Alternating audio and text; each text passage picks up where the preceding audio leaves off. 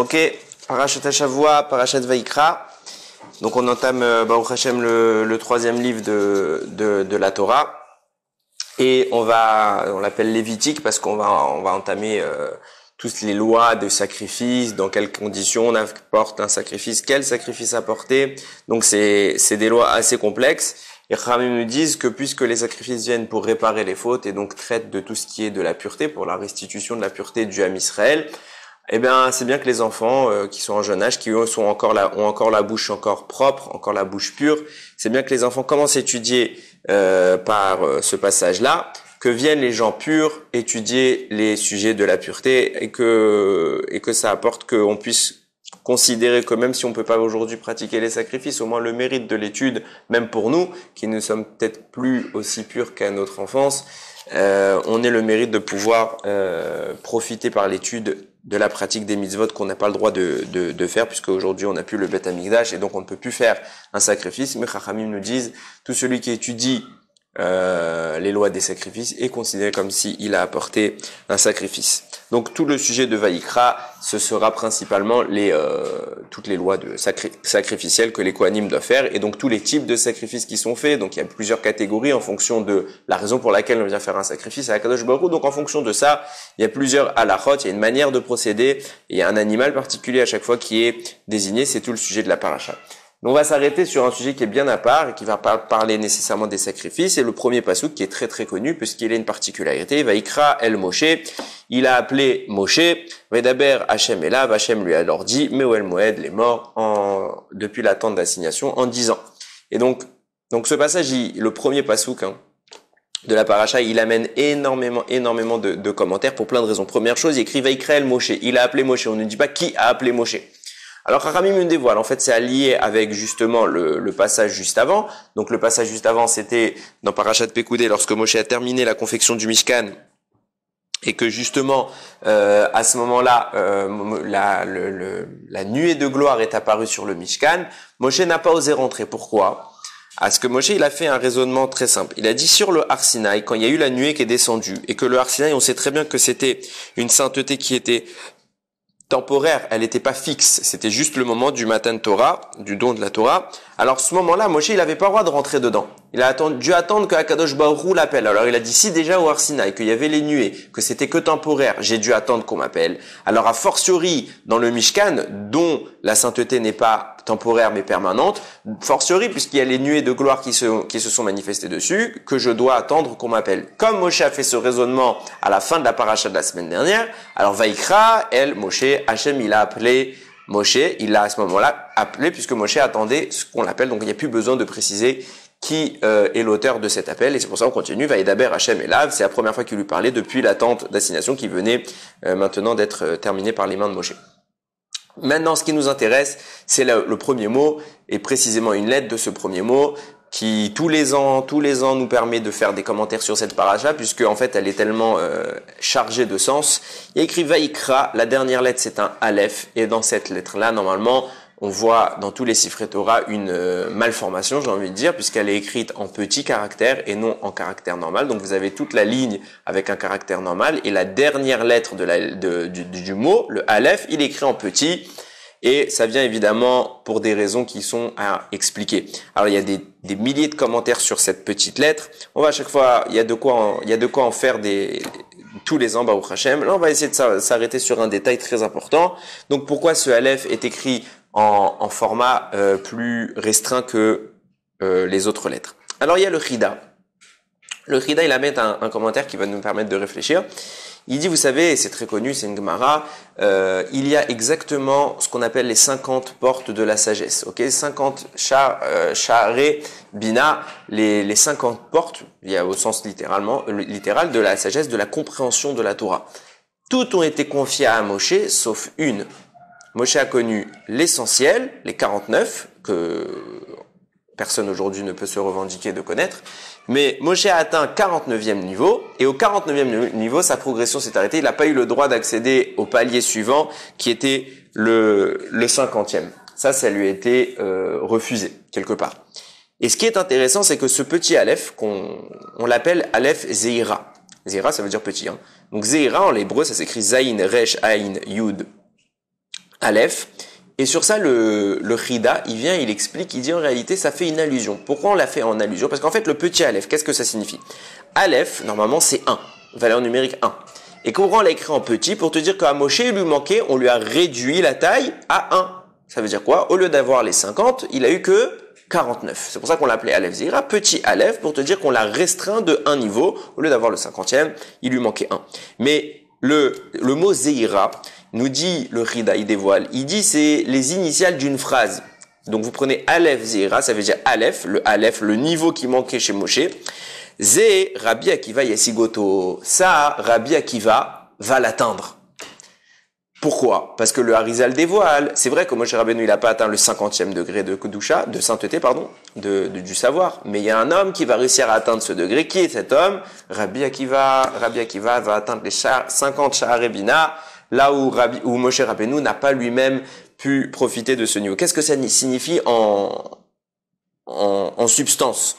Alors vous savez que il y a un midrash qui dit que ce qui a été caché à Moshe Rabbeinu a été dévoilé à Rabbi Akiva. De quoi on parle? Alors, il y a un pasouk, ça se base sur un pasouk, c'est pas une invention, c'est dans le midrash Rabbah sur Bamidbar. Le pasouk qui dit Vechol Yekar Ra'ata Eno. Et son œil, il a pu contempler toutes les richesses les plus rares. Donc Chachamim nous disent de qui on parle, dont l'œil a pu contempler toutes les richesses les plus rares. On parle de Rabbi Akiva qui lui justement a eu le droit d'aller encore plus loin que Moshe Rabbeinu, d'atteindre le 50e niveau de la connaissance. Vient sur ça un commentateur qui s'appelle le Yédé Moshe. Il dit de quoi on parle que Moshe il lui manquait un niveau. C'est quoi le niveau qui manquait pour dire que Moshe il arrive au 50e niveau et que Rabbi Akiva lui l'inverse, que Moshe n'est pas arrivé au 50e niveau et que Rabbi Akiva lui il a atteint. Quelle est la perception qui manquait chez Moshe Rabbeinu? Alors faut savoir que Moshe Rabbeinu, quand il a prié pour nous sauver du veau d'or, il a vu que Akadosh Baruch Hu, il était enclin à exaucer les tfilat, puisqu'il a accepté la requête de Moshe de ne pas tuer le Ham Israël. Il a vu qu'il était enclin, alors il a dit, puisque Hachem il m'accorde des choses, je vais lui demander des choses. Il lui a dit, j'aimerais tout savoir. Dévoile-moi toute la sagesse, toute la connaissance. En fait, je vais arriver au 50e degré du savoir, celui qui me manque. Et Akadosh Baruch Hu lui a dit, non. Tu peux pas. Pourquoi? Lo yir'ani Adam vachai. Un homme ne peut pas me voir et survivre. Alors, ce qu'on va faire, je vais te dévoiler quand même quelque chose, puisque je suis en effet enclin à dévoiler des choses. Je vais te laisser voir et contempler l'arrière du divin. Donc, je vais préparer un endroit dans lequel je vais mettre ma main. Toi, c'est un petit rebord comme ça. Donc, un petit trou. Tu vas te cacher dessus, je placerai ma main et je passerai. Et quand je serai passé, je retirerai ma main, tu seras autorisé à te lever et à voir ce que tu arriveras à voir. Donc Akadosh Baruch Hu a laissé Moshe la protéger parce qu'en effet, s'il avait vu le devant, l'or yarani Adam vachai, un homme ne peut pas me voir et survivre, donc Moshe serait mort. Hachem le protège de cette puissance qui va se dévoiler. Et une fois qu'il est passé, il retire sa main, c'est bien sûr imagé, et Moshe se dresse, et là il voit. Et nous dit Rashi, qu'est-ce que Moshe a vu? Il a vu l'arrière de la tête de Akadosh Baruch Hu. Donc évidemment, on ne donne pas de en demutagouf ve'enogouf, il n'a pas de forme de corps, ni même un corps, mais c'est pour nous donner une appréhension des choses. Il a vu l'arrière de la tête d'Akadosh Baruch Hu, nous dit Rashi, qu'est-ce qu'a vu Moshe Rabbeinu? Il a vu, vous savez que dans les tefilines, il y a ici le boîtier de la tête qui vient avec deux lanières, et derrière il y a un nœud particulier, et sa forme de traits qui partent ici de part et d'autre. Ce nœud, il a une forme de dalet, nous dit Rashi, il a vu le nœud des tefilines d'Akadosh Baruch Hu. Pourquoi? Parce qu'Akadosh Baruch Hu lui-même met les tefilines, toutes les mitzvot de la Torah que nous pratiquons de façon terrestre, Akadosh Baruch Hu les pratique de façon céleste. Donc, puisque nous mettons des tefilines terrestres, Akadosh Baruch Hu il a des tefilines divins. De Moshe Rabbeinu, au 49e niveau qui a été le sien, il a été capable de voir l'arrière des tefilines, le nœud que nous avons ici en céleste. C'est ça qu'Akadosh Baruch Hu a bien voulu montrer à Moshe Rabbeinu.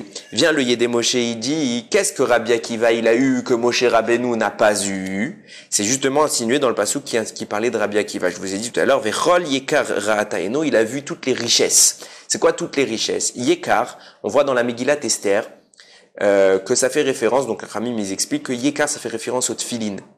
Donc, Vechol Yekar, Rabbi Akiva, il a vu tout le Yekar, tous les tefilines, ce que Moshe Rabbeinu, il a eu le droit de voir que l'arrière, Rabbi Akiva, il a eu le droit de voir même ce qu'il y avait devant, c'est-à-dire le haut des tefilines, la face d'Akadosh Baruch Hu. Pourtant, c'est écrit là-bas, Lo irani Adam vachai, un homme ne peut pas me voir. Rabbi Akiva, lui, il est arrivé au 50e niveau de la connaissance, et même le devant du visage d'Akadosh Baruch Hu, il a été en mesure de le contempler et de l'appréhender. Qu'est-ce que ça signifie? On va aller un peu plus loin. D'ailleurs, avant d'aller un peu plus loin, ça nous explique quelque chose d'assez sympathique. C'est écrit que Moshe Rabbeinu, quand Akadosh Baruch Hu, donc il se passe, je le dis à chaque fois, mais il se passe une quantité astronomique d'événements, enfin d'informations, vont défiler dans quelques psukim de la Torah, le fameux moment où Moshe Rabbeinu, pour la première fois dans la Torah, il parle avec Akadosh Baruch Hu, le fameux moment du buisson qu'on appelle buisson ardent, donc le buisson qui brûlait mais ne se consumait pas. Akadosh Baruch Hu se dévoile à Moshe là-bas, et ils vont avoir une discussion sur la libération à venir du Ham Israël. Moshe refuse, tout simplement. Il ne veut pas aller libérer les Bnei Israël, ça paraît invraisemblable, mais sur le sens simple, c'est tout simplement parce que Moshe est modeste et il ne se sent pas en mesure de le faire, mais il y a des raisons beaucoup plus profondes qui expliquent que Moshe refuse. En tout cas, une des raisons qui est évoquée, c'est que Ramim ils disent, il a dit Shelachna biyad tishlar, envoie un émissaire. Donc dans le sens simple, encore une fois, on parle là-bas de Aaron, Moshe va dire j'ai un grand frère, c'est pas bien que ce soit moi, envoie plutôt Aaron. Mais dans le sens profond, il s'est passé des choses plus détaillées. On parle de l'avenir. Moshe, il avait un problème. Il dit, attends, Akadosh Baruch Hu, t'es en train de libérer le Ham Israël maintenant. Ça fait que 210 ans qu'ils sont en Égypte. Il manque encore 190 ans. Donc ça veut dire que la Géoula que tu proposes, elle n'est pas complète. Si la Géoula que tu proposes n'est pas complète, alors le Ham Israël va devoir sombrer à nouveau dans d'autres exils, dans d'autres souffrances. Et tu vas encore devoir les libérer. Ils vont encore devoir souffrir, etc. Enfin, viens, on continue l'exil. Il reste 190 ans. Finis ton exil. Et c'est terminé. À jamais. Il n'y aura plus jamais d'autres exils. Ce que nous, aujourd'hui, on est en train de vivre comme exil, que ça se prolonge, c'est parce il manquait 190 années pour compléter l'exil d'Égypte. Et Akadosh Baruch Hu lui dit, non, mon cher, écoute, Moshe, ce qui se passe, c'est que si on attend encore, on a un gros problème. Le Ham Israël, de même qu'il y a 50 portes de la sagesse, il y a 50 portes de l'impureté. Celui qui arrive à la 50e porte ne pourra plus sortir. Pourquoi il pourra plus sortir? Les Bnei Israël, ils sont au 49e degré. Si maintenant je les laisse encore atteindre quelques minutes de plus, et que je ne libère pas, ils arrivent au 50e degré, et plus personne ne pourra faire sortir le Ham Israël d'Égypte. Or, il faut qu'on les fasse sortir d'Égypte, sinon il n'y a pas de Géoula. Donc Moshe, vas-y maintenant, c'est pas grave, on fera d'autres exils, au moins on les refait monter, et ils sont sauvables. Et Moshe lui dit non, Shelachna biyad tishlar. Pourquoi il lui dit ça? Envoie un autre à ma place. Le Midrash nous dévoile, c'est écrit dans le Midrash Agadol, mais en réalité l'origine de ce Midrash, c'est dans Otiot des Rabbi Akiva, c'est sur la lettre Nun, il explique là-bas. En réalité, Moshe Rabbeinu à ce moment-là, il a eu le droit, à Akadosh Baruch Hu lui a montré toutes les générations à venir. Toutes les tzadikim qui vont être un jour les chefs du Ham Israël. Les grands de la Torah, les grands de la génération, ceux qui vont prendre des décisions à l'Afrique, les prendre des décisions pour orienter le Ham Israël. Et à chaque génération, il a vu après lui qui sera. Et à un moment, il arrive sur Rabbi Akiva. Et il voit un homme comme Rabbi Akiva, capable d'expliquer ce que même Moshe ne comprenait pas. À savoir, que quand Akadosh Baruch Hu, il était en train de donner la Torah, Moshe Rabbeinu, il est monté au Har Sinaï. Et il a trouvé Akadosh Baruch Hu, vous savez, dans les lettres de la Torah, vous le trouvez dans tous les Sifrei Torah, il y a des petits traits au-dessus, qui sont des décorations sur le papier, ce qu'on appelle des tagim, mais en réalité, c'est ce qu'on appelle en français des couronnes, que Akadosh Baruch Hu, il était en train de dessiner, que tous les sofrim dessinent sur tous les Sifrei Torah, en fonction des lettres, il y a des tagim. Et Akadosh Baruch Hu fait ça, Moshe arrive, il comprend pas qu'est-ce qui se passe, il lui dit Akadosh Baruch Hu, c'est quoi ces petits traits? Il dit, viendra un jour un homme, qui sera en mesure, sur chacun de ces petits traits, de te me sortir des halachot. Moshe Rabbeinu dit, qui est cet homme? C'est Rabbi Akiva. Et Moshe Rabbeinu dit, moi je comprends pas, lui je sais même pas ce que signifient ces petits traits, et lui il est capable de me faire des explications halachiques sur ces petits traits. Alors cet homme il me dépasse. Si cet homme il me dépasse, il dit à Akadosh Baruch Hu, à Moshe Rabbeinu lui dit à Akadosh Baruch Hu, Shelachna biyad tishlar, il y a un homme qui est plus grand que moi, envoie-le lui. C'est quoi l'argument de Moshe Rabbeinu?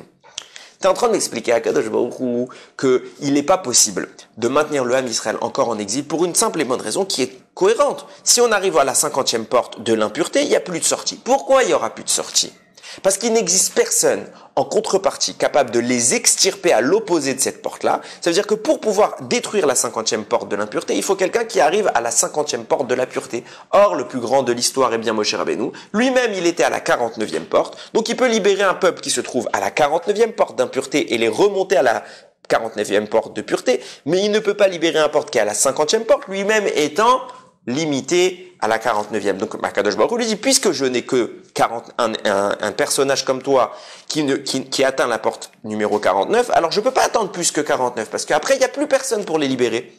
Alors Moshe lui dit, Akadosh Baruch Hu, je comprends pas ton argument. Viendra un homme que j'ai vu plus tard, tu me l'as montré toi, que lui, il sera pas limité à 49. Comme moi, il atteindra 50. Et si lui, il atteint 50, alors il est tout à fait à même de libérer un peuple qui est arrivé à l'opposé, donc à la 50e porte négative. Donc c'est vrai que quand il y a que moi, il faut s'arrêter à la 49e, Parce que, en effet, le Ham Israël est en péril, il est en danger. Si maintenant on les libère pas, il y a plus, moi je pourrais pas les sortir à la 50e porte. Mais, c'est pas grave. Attends. Fais descendre, fais terminer au Ham Israël sa réparation au travers des 190 ans d'exil qui manquent. Ils atteignent en effet la 50e porte. Moi, je les libère pas. Shelachna beyat tishlach, mais vient un autre, envoie un autre qui s'appellera Rabbi Akiva, qui lui sera en mesure de les libérer. Et qu'est-ce qu'on a gagné? Mais c'est génial ce qu'on gagne. On va vivre 190 ans d'accord de torture, mais après c'est fini. Pas 2000 ans encore d'exil. Zéro, fini. 190 ans ou 2000 ans. On choisit quoi? 190. Akadosh Baruch Hu, viens, on finit l'histoire. Pourquoi tu veux encore repousser? Akadosh Baruch Hu répond, non, j'ai décidé que ce serait toi, ce sera toi, point final. Pas de réponse logique. L'argument de Moshe, il est bon. On a un Rabbi Akiva qui peut nous libérer. Pourquoi Rabbi Akiva, il n'est pas envoyé? Pourquoi on n'attend pas encore 190 ans? On peut nous libérer. C'est tout notre l'argument d'Akadosh Baruch Hu. Il faut vite les sortir, sinon jamais on pourra les libérer. Il est pas fondé. Et Akadosh Baruch Hu, il maintient. Si c'est fondé, on fait comme ça. Alors qu'est-ce qui manque? Qu'est-ce qu'on n'a pas compris? Ça, c'est le premier point. Deuxième point, il y a écrit concernant Moshe Rabbeinu. Là, on vient d'expliquer finalement, de façon concrète, Rabbi Akiva semble dépasser le niveau de Moshe Rabbeinu. Moshe arrive à 49e niveau de compréhension. Rabbi Akiva, il atteint le 50e. Rabbi Akiva, il arrive à voir ce que Moshe n'arrive pas à voir. Moshe est limité à l'arrière du nœud d'Hachem. Rabbi Akiva, il voit le devant des tefilines d'Hachem. Donc, il est plus grand que Moshe Rabbeinu. C'est clair, net et précis. Et pourtant, dans la Torah, il y a écrit, Lokam Be'Israël ke Moshe Od. Il n'y a pas un homme dans toute l'histoire du Ham Israël qui s'est levé ou qui se lèvera, qui sera l'égal de Moshe. Personne ne dépasse Moshe. Pas un comme lui. Donc Moshe, c'est le plus grand. D'un côté, on a la Torah qui atteste. Rabbi Akiva est moins grand que Moshe. Pourquoi? Parce que Moshe, c'est tout simplement le plus grand. Et d'un autre côté, on a tous les enseignements qu'on vient de voir qui prouvent que Rabbi Akiva, il a dépassé Moshe Rabbeinu. Donc qui est le plus grand entre les deux? Moshe Rabbeinu ou Rabbi Akiva? Qu'est-ce que ça signifie? Moshe, il n'arrive pas à arriver, le plus grand homme de l'histoire, il n'arrive pas à dépasser 49, il n'arrive pas au 50e porte, et vient Rabbi Akiva, qui n'est pas le plus grand homme de l'histoire, puisque c'est Moshe, lui, il arrive à dépasser Moshe Rabbeinu. Mais qu'est-ce que ça signifie? C'est quoi ce rapport entre les deux choses? En réalité, vient le Harizal, il nous donne une clé qui va nous permettre de comprendre ce dont on parle. En réalité, le Harizal, il dit, en fait, Moshe Rabbeinu, faut pas croire qu'il a pas atteint 50. Il a atteint 50. Totalement. Seulement, il y a eu le veau d'or. Et quand il y a eu le veau d'or, il a perdu l'accès à la 50e porte. Il est retourné à la 49e porte. Il a chuté d'un niveau. Et à ce moment-là, une fois qu'il y a eu le veau d'or, donc le Ham Israël devrait être détruit. Et Moshe prie et il les sauve. Et à ce moment-là, une fois qu'il les a sauvés, il demande à Akadosh Baruch Hu, s'il te plaît, laisse-moi voir devant. Et Hachem dit non, tu peux pas voir devant, tu peux voir que derrière. Et la formulation qui est employée par Akadosh Baruch Hu, elle est très intéressante. Il écrit Lo yirani ha'adam vachai. Un homme ne peut pas me voir et vivre. Or, le mot qui est employé pour dire homme, c'est Adam. On sait dans la Torah qu'il y a plusieurs manières de dire un homme. Il y a écrit, on peut dire ish. Un homme, ish, ça se traduit par un homme. Plusieurs fois, il y a écrit Ish ou Isha. Dans la Torah, c'est pas un mot que la Torah rechigne à dire. Il y a Anashim, les hommes. Ok, c'est le pluriel de Ish. Il y a plusieurs manières. Ok, donc j'en ai oublié encore une. Je crois qu'il y en a une autre, mais c'est Enosh. Bon, c'est la même chose. Enosh, c'est la même racine que Anashim. En tout cas, quand on parle de l'homme, on peut dire Ish, on peut dire Enosh, on peut dire Adam. Vient la Gemara. C'est écrit où? C'est dans Yevamot. Voilà, j'ai noté la référence, Yevamot, page 61a. Et c'est Rabbi Shimon Bar Yochai qui dit comme ça, Israël est appelé Adam, mais les goïms, les idolâtres, ne sont pas appelés Adam. Ça veut dire quoi? Ça veut pas dire que ce n'est pas des hommes. Vous trouverez plein de goïms qui se servent de cet argument de Rabbi Shimon Bar Yochai pour dire qu'on les a insultés de ne pas être des hommes. C'est pas vrai, parce que sur les goïms, on dit Ish, on dit homme. C'est aucun rapport. Simplement que la notion de Adam, tel que Akadosh Baruch Hu l'a défini en tant qu'homme, fait référence à un état qui ne correspond qu'au Ham Israël. Ça veut dire l'état de l'unité. L'état de l'unité qui correspond à l'unité d'Akadosh Baruch Hu. Et ça, seul le Ham Israël peut se revendiquer de cette unité du divin. Donc, la seule population qui est appelée Adam dans la Torah, c'est Ham Israël. Et puisque Akadosh Baruch Hu, il emploie ici le mot Adam, Lo yirani à Adam vachai.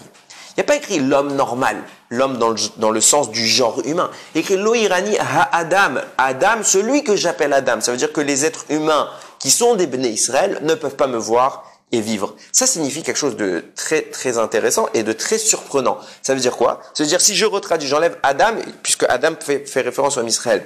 Donc je retraduis, je dis ne pourront pas me voir les Bnei Israël et vivre. Et comme dans la Torah, c'est ce qu'on appelle un prat. C'est quoi un prat? Quand Hachem il précise quelque chose, ça veut dire qu'il exclut autre chose. L'exemple que je donne tout le temps aux élèves, quand on fait un peu de Gemara, je leur dis voilà, on fait un jeu de dés. Ok, je dis le numéro gagnant c'est le 3. Je déduis quoi? Que tous les autres numéros sont perdants. Donc quand je précise quelque chose, j'exclus autre chose. Donc quand Kadosh Baruch Hu nous dit les Bnei Israël ne pourront pas me voir et vivre, ça signifie qu'il n'y a que eux qui ne peuvent pas me voir et vivre. Mais d'autres pourront. De quoi on parle? Je donne un autre exemple pour étayer le propos. Par exemple, il y a écrit Lokam Be Israël ke Mosheod. Ne s'est pas levé en Israël un autre comme Moshe. Pourquoi il y a écrit Be Israël? En Israël, il n'y a pas eu un homme comme Moshe. Viens la Gemara, tout de suite elle te dit, ça veut dire qu'on a précisé en Israël, il n'y a pas comme Moshe, mais en dehors d'Israël, il y a un comme Moshe. C'était qui? C'était Bilham. Parmi les nations, il y a eu un prophète qui équivalait à Moshe en négatif, c'était Bilham. Donc, quand Hachem il a dit, il n'y a pas comme Moshe, chez Israël, ça veut dire chez les autres, pareil ici. Un homme ne peut pas me voir chez Israël. Ça veut dire que chez les autres, quelqu'un pourra me voir devant ce que Moshe Rabbeinu ne peut pas voir et ce qu'aucun homme du Ham Israël ne peut voir. En clair, je traduis. Chez les Goïm, existera des gens, une personne, au moins une, capable de voir ce que les Juifs ne pourront pas voir. C'est invraisemblable. On est en train de dire que les Goïm peuvent voir plus que nous du divin. Qu'est-ce que ça signifie? Les Havdil, Chas Veshalom, ils peuvent pas voir plus que nous du divin. Mais qu'est-ce que ça signifie? Quand Akadosh Baruch Hu, il est avec Moshe Rabbeinu au Har Sinaï, il est en train de lui donner la Torah. Le Ham Israël, en ce temps-là, il est en train de faire le vaudor. Akadosh Baruch Hu dit, l'air raide, descend, va-t'en et descend. Pourquoi? Parce que le peuple que tu as fait sortir, Rachid il dit, l'air raide, descend. De quoi tu parles quand on dit descend? Justement, Moshe Rabbeinu, il avait atteint le sommet, et Akadosh Baruch Hu est en train de le faire descendre. Pourquoi? Parce que la grandeur lui a été accordée grâce à Israël, et comme Israël est en train de se pervertir, alors il doit chuter de sa grandeur. Donc on est en train de voir que Moshe Rabbeinu, c'est à ce moment-là, quand Akadosh Baruch Hu lui a dit l'air raide, descend, comme il le fait descendre, alors il passe du 50e degré, comme nous dit le Harizal, en fait il avait atteint le 50e degré, mais au moment de la faute du vaudor, il lui a dit raide, descend. Tu perds 1 degré. Parce que ton peuple que tu as fait sortir d'Égypte, s'est perverti.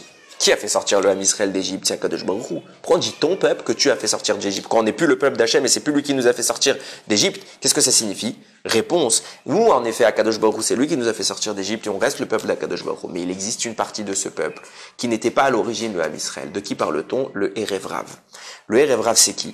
C'est les Égyptiens qui, devant tous les merveilles que Akadosh Baruch Hu a fait au Ham Israël pour les faire sortir d'Égypte, ils ont décidé de les suivre. Ils se sont convertis. Akadosh Baruch Hu ne voulait pas d'eux. Moshe en voulait, Moshe les a pris, et c'est son peuple, il les assume. Ce peuple-là, c'est le peuple qui va faire le vaudor. C'est pas tout le Ham Israël, c'est juste le Erev Rav. Lui va faire la faute du vaudor, et nous, on va simplement se taire et ne pas participer, et qui ne dit mot consent, donc Akadosh Baruch Hu nous a sanctionnés pour notre non-intervention. Ça veut dire quoi qu'Akadosh Baruch Hu ne veut pas les prendre et Moshe veut les prendre? Ça veut dire que finalement, si Moshe veut les prendre, c'est qu'il y a quelque chose de bien en les prenant. Mais si Hachem n'est pas trop réticent, c'est qu'il y a quelque chose de mal en les prenant. Mais si Hachem n'empêche pas Moshe de le faire, c'est que c'est pas non plus si mal. Donc on voit bien que c'est quelque chose de très ambigu. Qu'est-ce que c'est que ce Erev Rav? En réalité, ça fait partie de la faute d'Adam Arishon. Adam Arishon, quand il a fauté, il a mélangé le bien et le mal. Et les forces du mal ont volé littéralement des neshamot et ils les ont incorporés. Et ces neshamot-là sont la base de l'existence du mal parce que le mal s'en nourrit. Ces neshamot sont d'origine parfaitement pure, mais elles sont entre les mains du mal.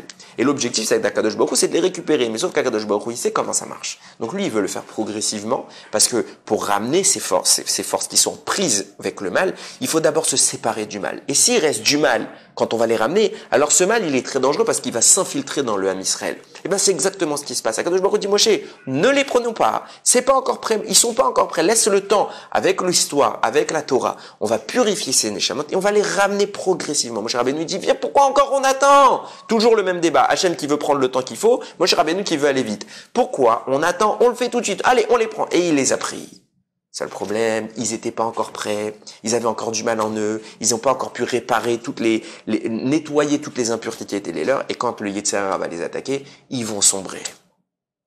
L'air raide, à cause de ça, tu descends, Moshe Rabbeinu. Pourquoi? Parce que comme tu les as fait venir, et que tu as pris cette responsabilité sur tes épaules, tu en assumes les conséquences. Ils ont fait le vaudor, alors maintenant tu descends d'un niveau. Ce peuple te fait baisser de ton niveau. Du 50e niveau que tu avais atteint, tu redeviens au 49e niveau de la Gdusha. Et Akadosh Baruch Hu lui dit, Lo Irania. Alors quand Moshe veut récupérer ce niveau, quand il voit qu'il prie, qu'Akadosh Baruch Hu est enclin à l'écouter, il lui dit, d'accord, montre-moi tout, rends-moi mon 50e niveau. Akadosh Baruch Hu lui dit, non, tu pourras voir derrière le nœud, mais devant, non. Pourquoi? Lo Irania Adam Vachai. Parce que aucun Dieu à Israël ne me verra. Je précise à Israël maintenant, on a compris de quoi je parle. Aucun Dieu à Israël ne me verra, mais chez les Goïm viendra quelqu'un qui me verra. De quoi on parle? De quoi on parle? Pourquoi les Goïm ils peuvent? Réponse, Akadosh Baruch Hu est en train d'insinuer à Moshe Rabbeinu, oui, je vais te rendre ce que tu as perdu. Mais ce que tu as perdu t'a été volé par les convertis que tu as voulu, alors c'est eux qui vont te le rendre. Pas moi. Pourquoi? À Shabbat, pardon. J'allais dire une bêtise. À Shabbat Aveda, c'est quand quelqu'un il a perdu quelque chose. Bon, ça rentrerait dans le sujet. Mais en tout cas, quand quelqu'un il a volé, il faut, là, il faut rendre le vol. Donc ceux qui l'ont volé, c'était les convertis. C'est aux convertis de réparer leur erreur et de rendre à Moshe quelque part sa couronne qui lui manquait. Comment ça va se passer? Vient un Rabbeinu Tzadok. Il dit, d'où vient Rabbi Akiva? D'où vient cette Neshama de Rabbi Akiva? C'est pas n'importe où. Elle était chez Esav, et Yaakov l'a récupérée de chez Esav et il l'a ramenée. C'était une Neshama qui était littéralement incorporée dans le mal, et Yaakov va réussir à l'extraire. De quoi parle-t-on? Il y a écrit que Yitzhak, quand il a eu Esav, il aimait Esav plus que Yaakov. Pourquoi?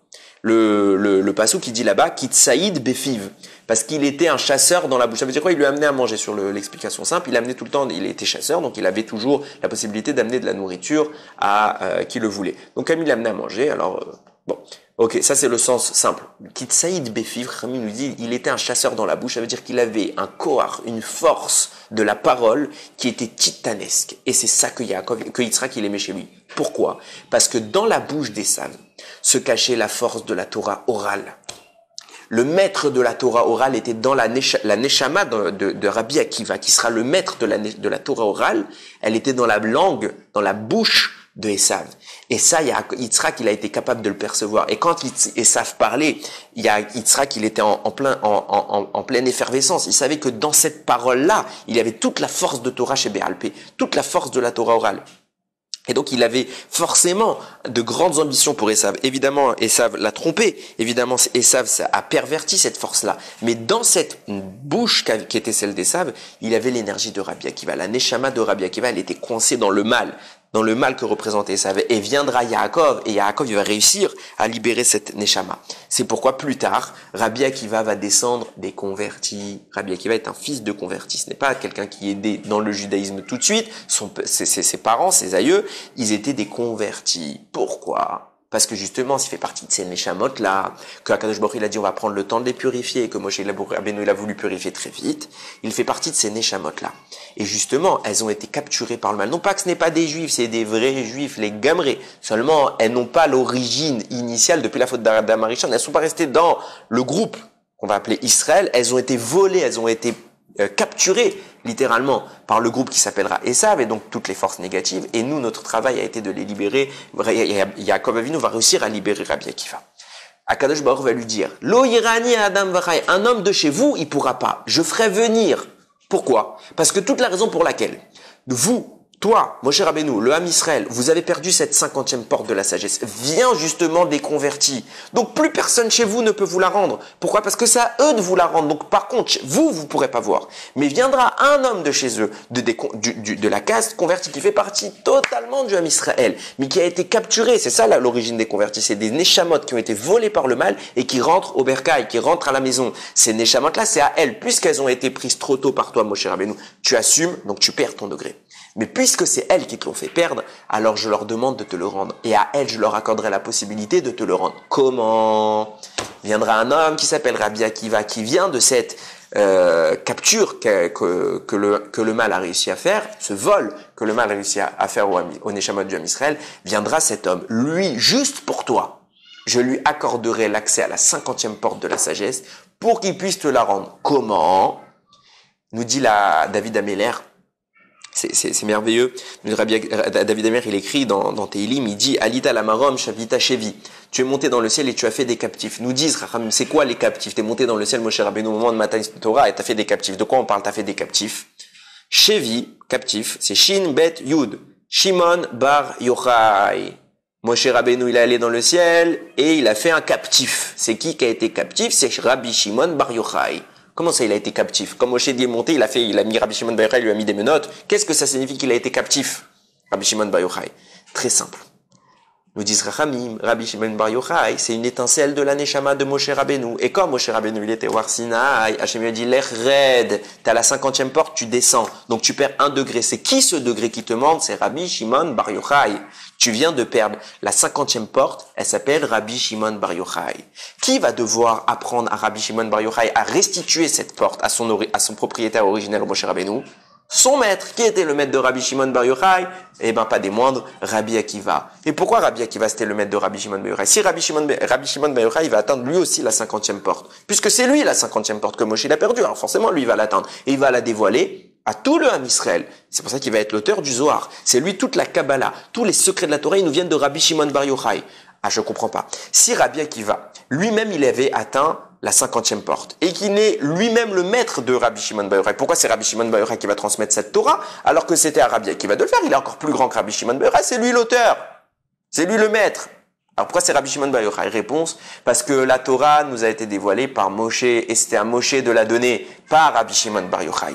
C'était pas à Rabbi Akiva, c'était à Moshe.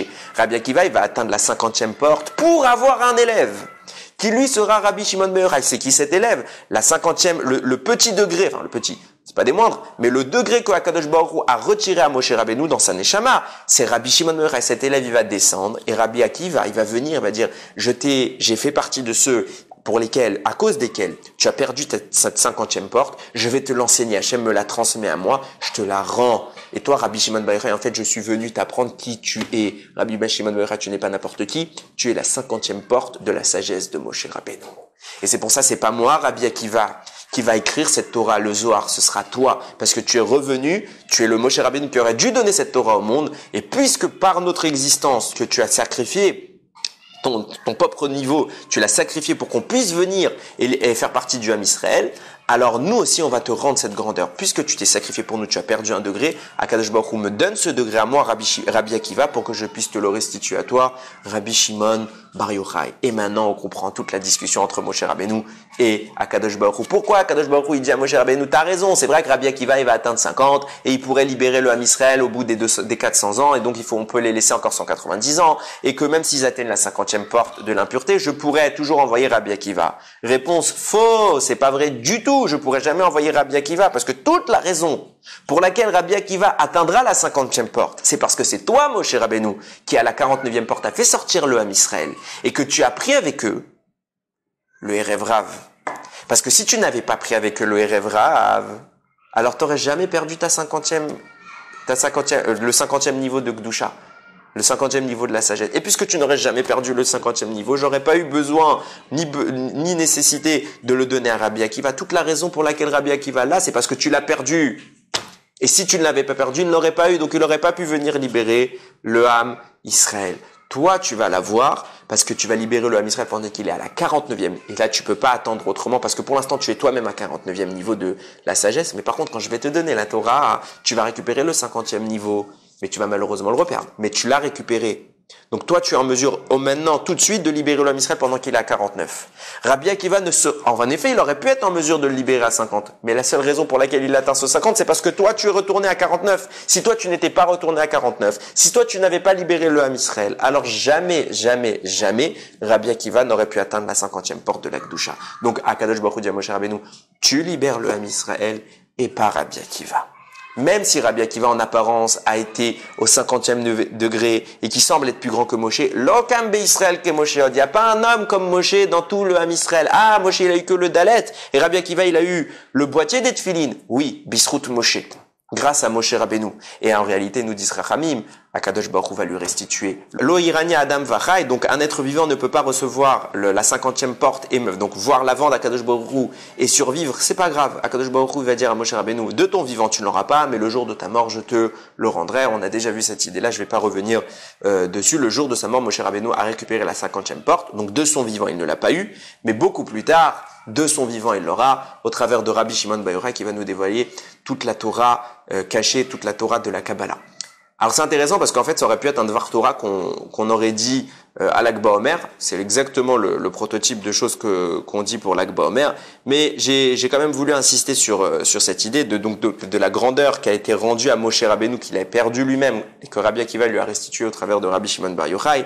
Et que grâce à cette grandeur, souvenez-vous que justement quand je parlais de l'Akba Omer, pourquoi on fête l'Akba Omer? Parce qu'il y a eu également une épidémie à cette période-là, une triste épidémie qui a valu la mort de 24 000 élèves de Rabbi Akiva. Et c'est Bisrout Rabbi Shimon Bar Yochai, grâce à sa Torah, grâce à sa Kabbalah, grâce à cette 50e porte qu'il a atteinte, que l'épidémie a cessé. Alors j'ai jugé utile de parler maintenant de cette idée-là, de Shrout de la Torah que avait Rabbi Shimon Bar Yochai, parce que justement on vit actuellement une épidémie qui est triste. On entend malheureusement que chez nous, chez les Bnei Israël également, il y a beaucoup de morts, il y a beaucoup trop de morts dans le monde à cause d'un simple virus. Alors peut-être que nous aussi, on doit faire les efforts qui vont de pair. Peut-être que c'est à nous également, et c'est pas qu'un peut-être, c'est une insinuation pour dire qu'il est certainement de notre devoir de faire ce qu'il faut. Qu'est-ce que nous devons faire? On doit se renforcer comme toujours. Akadosh Baruch Hu, quand il nous envoie des épreuves, Torah ou Ma'asim Tovim, la Torah et les bonnes actions sont toujours le remède de ces épreuves.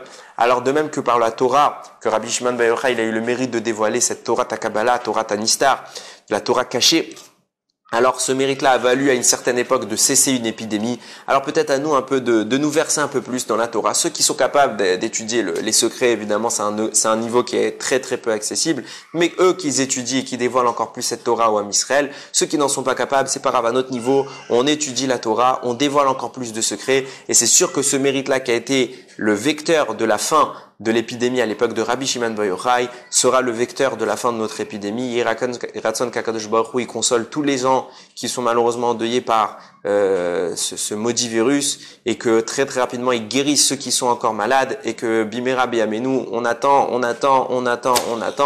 a marre d'attendre. Akadosh Baruch Hu qui nous écoute, qui nous envoie le Mashiach, ça y est, qui mette fin à toutes ces péripéties, tous ces événements tristes et malheureux, que Bimera Beyamenu, on ait la joie, la simcha d'accéder à cette Torah, de retourner en Eretz Israël, de reconstruire le Beth Amikdash sous l'égide du Mashiach, et qu'enfin on soit libre pour servir exclusivement à Kadosh Baruch Hu, Baruch Adonai Leolam, Amen ve Amen.